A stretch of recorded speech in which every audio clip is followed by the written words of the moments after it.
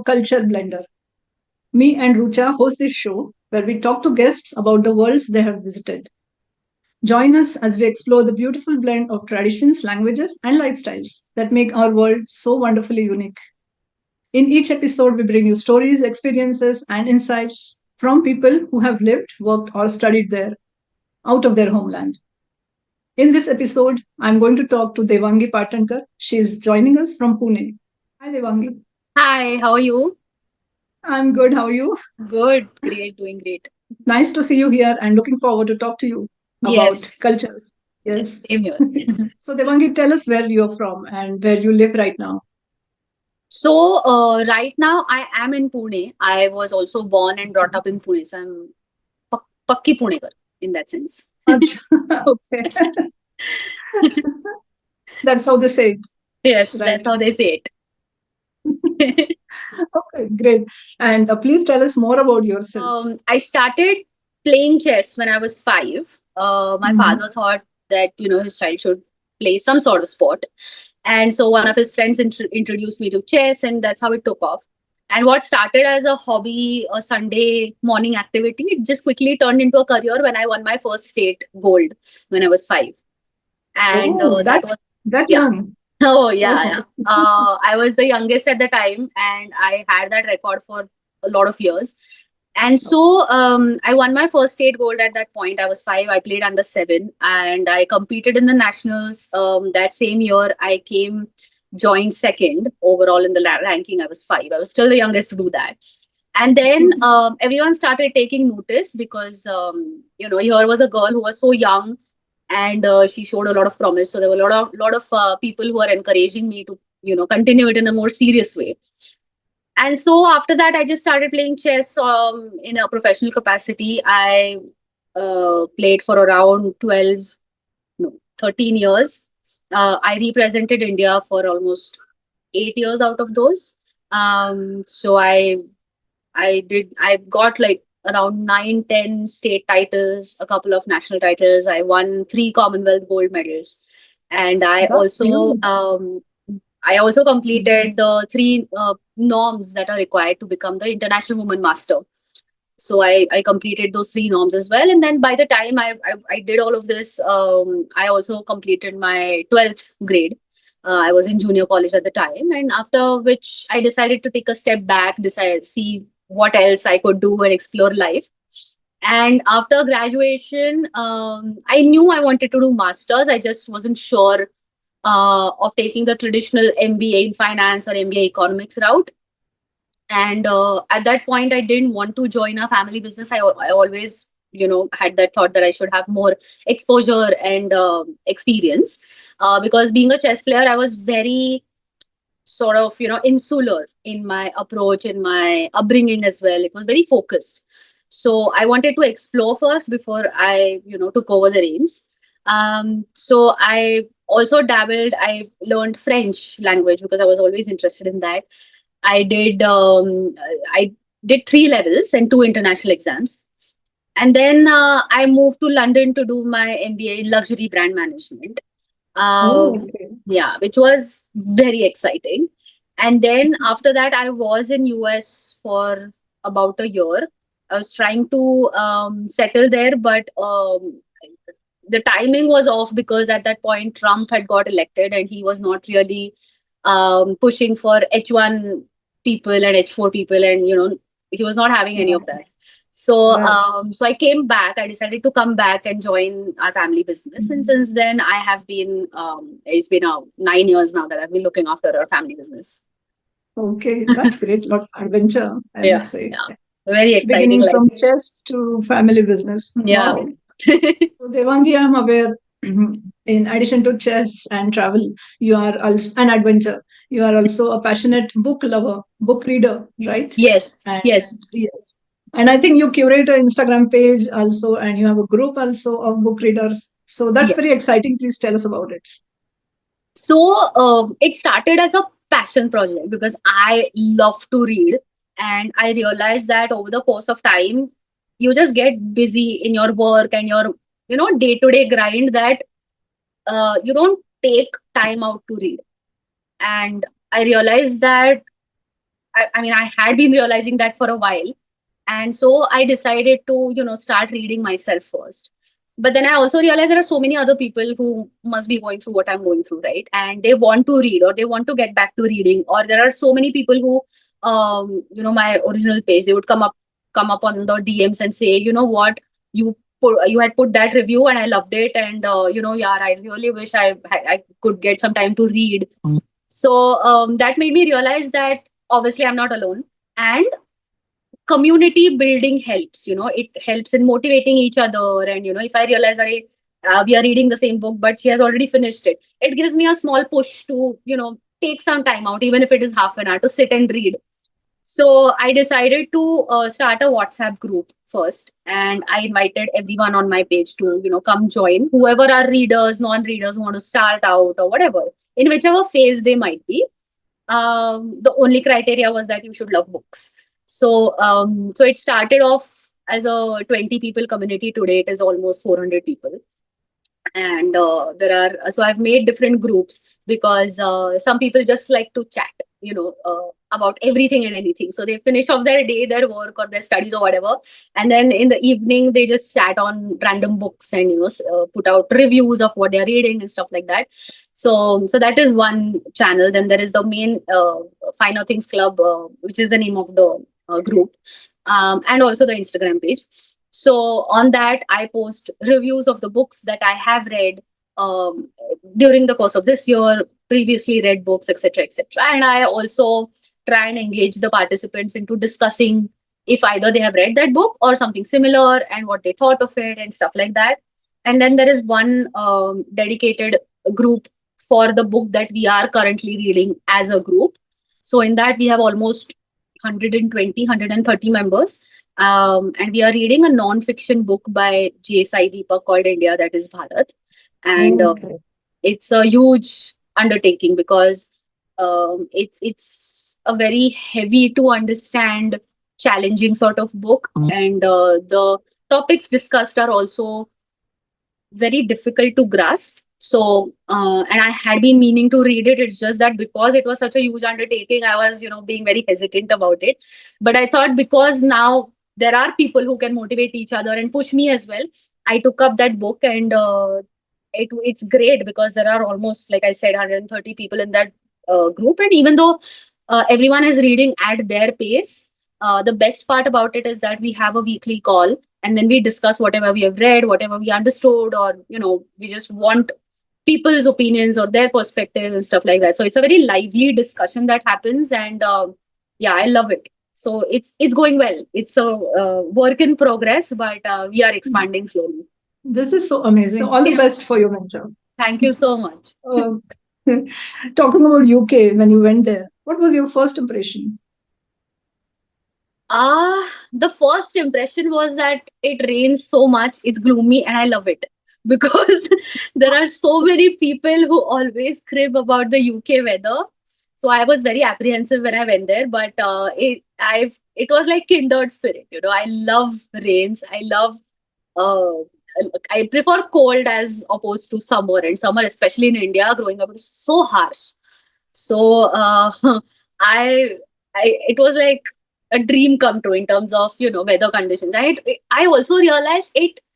Our moods are so dependent on the weather and how Absolutely. everything is, the environment. And in India it's always so chaotic, I feel, because there are so many of us and there is so much stuff happening constantly that London was definitely very slow paced as compared to Pune, which is saying a lot because people in Mumbai are always like हम retirement के लिए पुणे आएंगे, but here I was coming from Pune thinking London is way more easier in terms of its pacing. But yeah, that was my first thought. I also absolutely loved that. I mean, I was a student there, right? So I didn't have a car or a bike or whatever. So I was heavily dependent on the public transport. And UK, or at least London, it's one of the best there is. So it was extremely convenient for me to go anywhere that I wanted. And as a young student, my first, uh, you know, to-do list. I wanted to check off all the touristy places. I wanted to explore it. I wanted to explore the city. I wanted to be on foot and go everywhere. So yeah, those couple of things really made me fall in love with London. That is really nice to know. What a Hmm. great impression UK had on you, right? Yeah, yeah. How about US? US was I, I mean, I would still say that I lived in one of the more well-connected cities, which was Boston.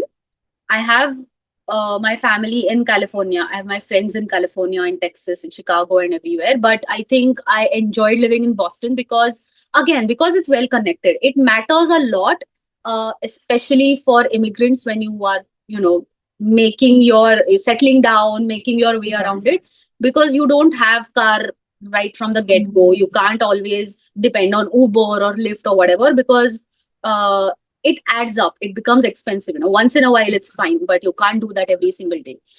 So for me, that was a very important criteria because I'm the kind of person who likes to explore. I want to, get the know-how, get the feel of the city. So and Boston, in that sense, is also very.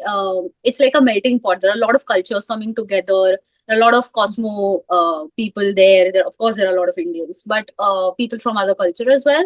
So I enjoyed my time in Boston. California, I loved because I was always a tourist over there. Whenever I was visiting my family, I didn't really have anything to do as such, which is why I loved it because it's a very ideal, sunny, bright part of the world, right? So it's very happy and it's very laid back, and there are beautiful scenic drives and beaches and a lot of things to do.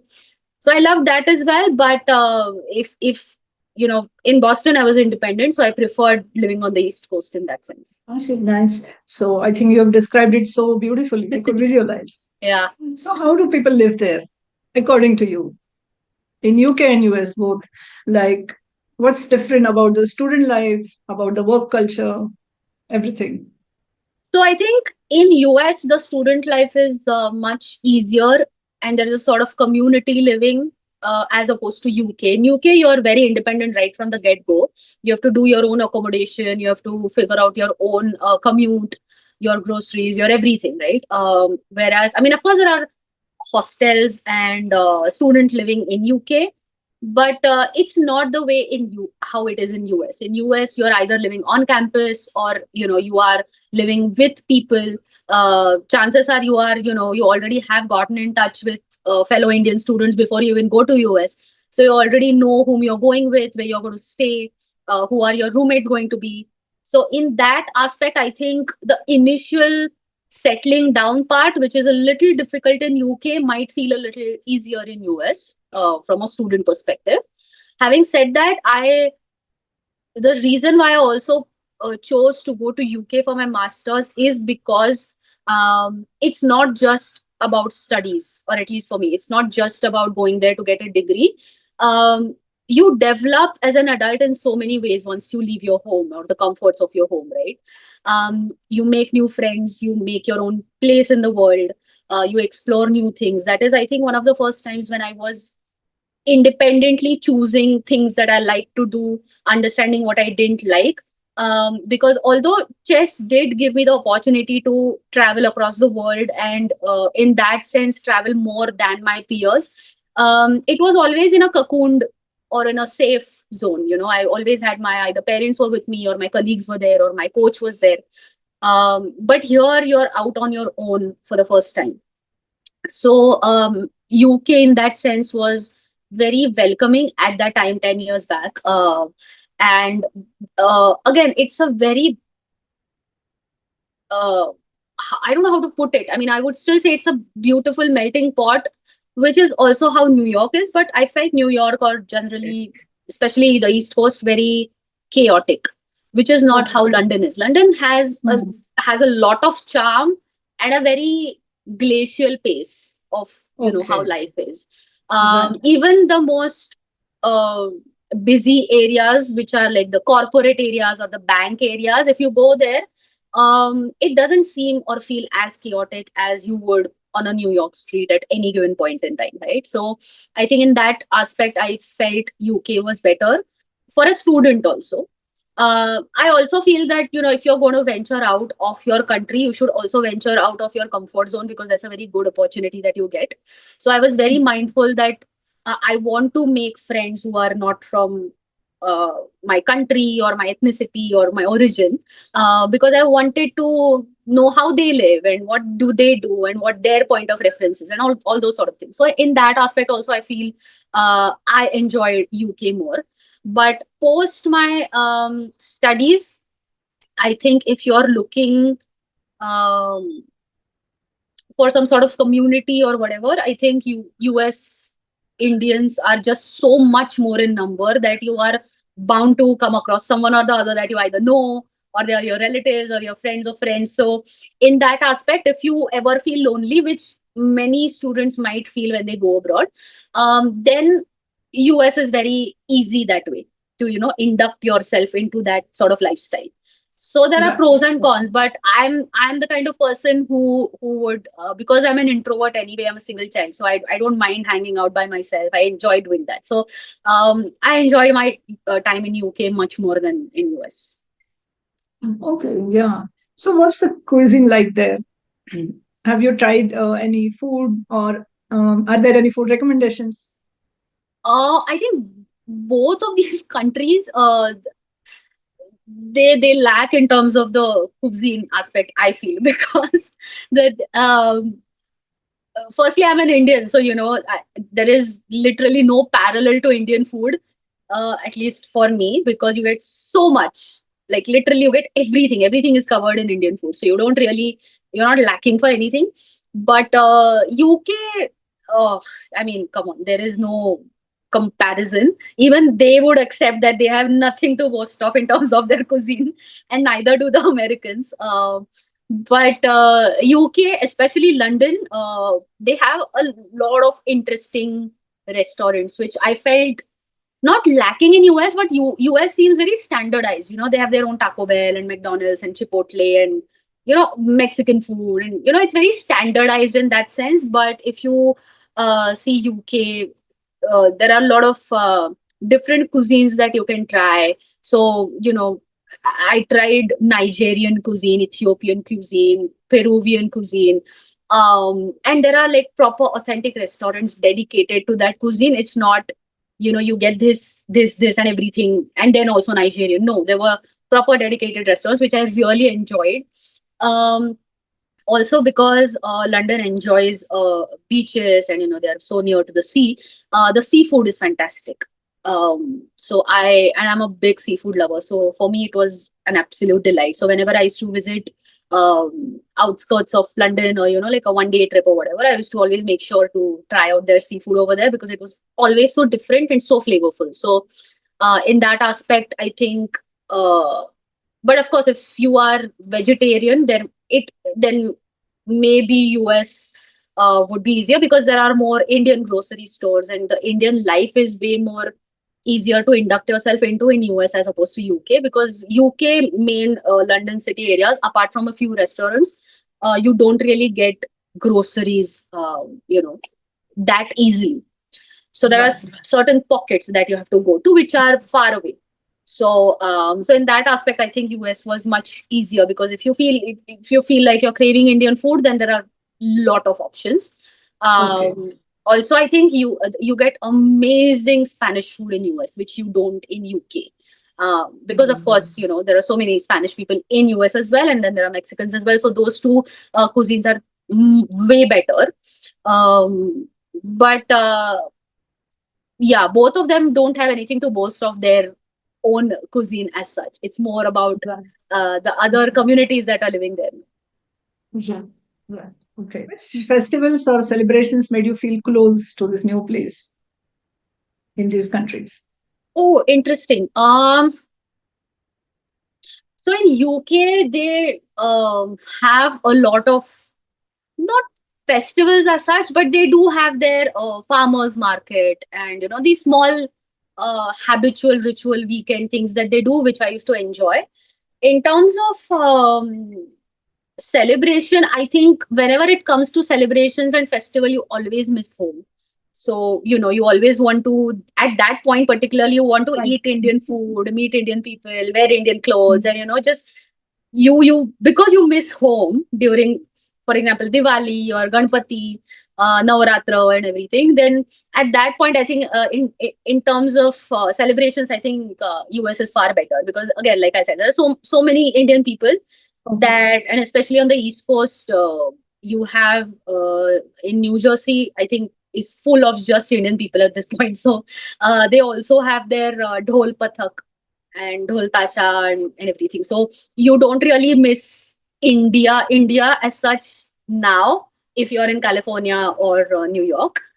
If you're in UK, you do miss Indian festivals when you're there.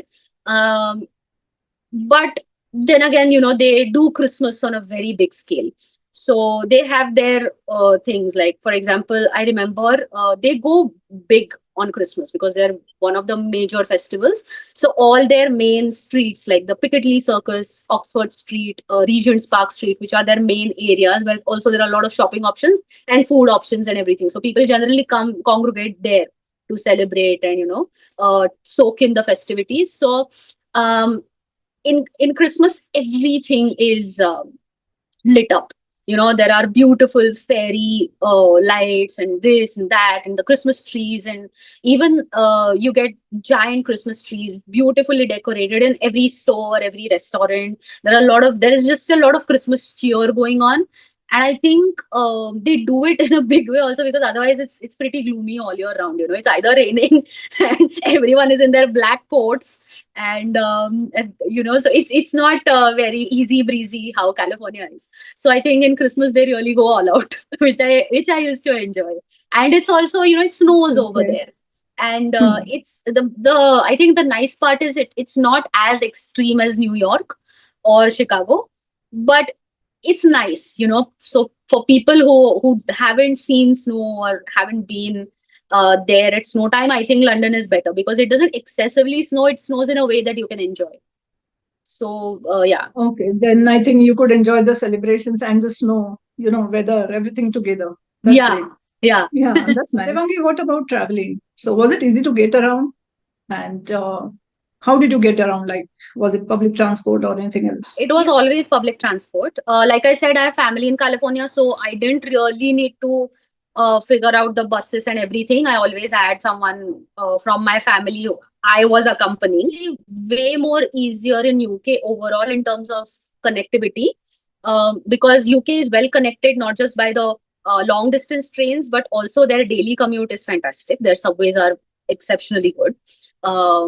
And also their buses. So, for example, if you want to take day trips from London to, wherever you want to go, for like Brighton or Bath or even Oxford, Cambridge, wherever, it's extremely easy and quite reasonable for you to be able to travel. I mean, as a student, I was not always flush with cash. I was saving for things and stuff, but I could still do weekend trips.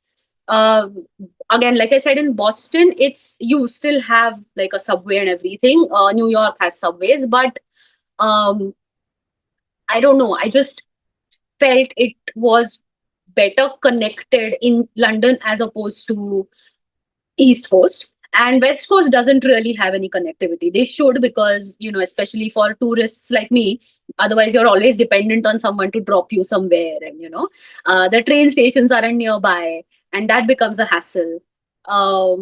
So yeah, so West Coast definitely would recommend, either stay with someone who has a car, or or stay near a station so that you can travel. But as far as East Coast and London goes, the connectivity is very nice. You can travel wherever. And Okay. London, I mean, I was in London when it was 2015, 2016. It was also very safe. The zone 1, the city area, there are night buses, and the trains run at all hours.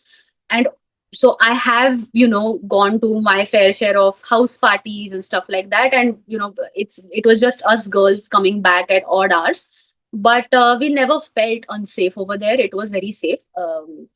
In On East Coast at night, you unless it's New York, which is very crowded, but, otherwise you do feel a little eerie. You want to make sure that you come home on time. But yeah, otherwise the connectivity is good. Okay. What does cultural exchange mean to you? Is it sharing, listening, or something more?